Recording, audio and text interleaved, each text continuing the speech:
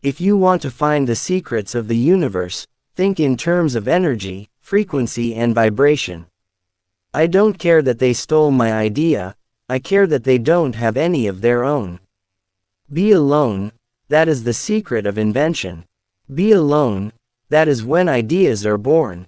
The day science begins to study non-physical phenomena, it will make more progress in 1 decade than in all the previous centuries of its existence.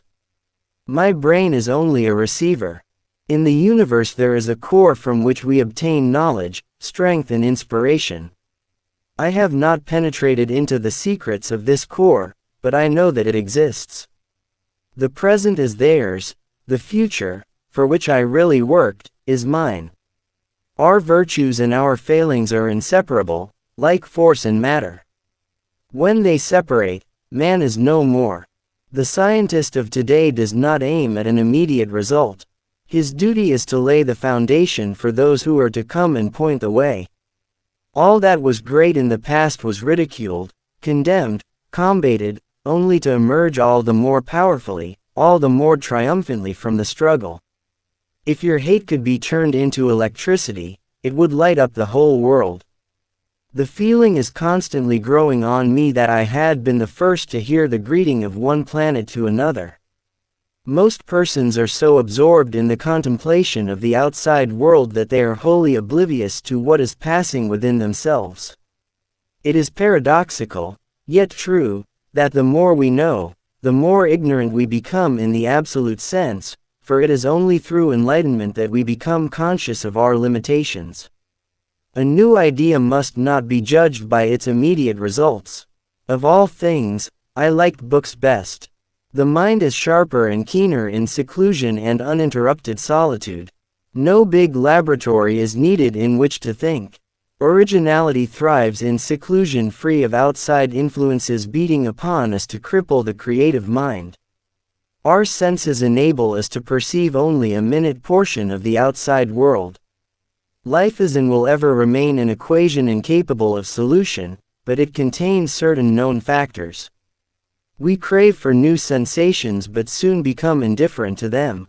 The wonders of yesterday are today common occurrences. When we speak of man, we have a conception of humanity as a whole, and before applying scientific methods we must accept this as a physical fact: we are all one. The progressive development of man is vitally dependent on invention. I could only achieve success in my life through self-discipline, and I applied it until my wish and my will became one. Peace can only come as a natural consequence of universal enlightenment.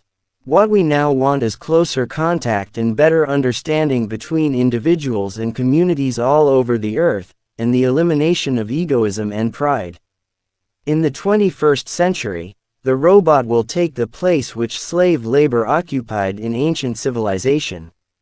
Some planets are not inhabited, but others are, and among these there must exist life under all conditions and phases of development.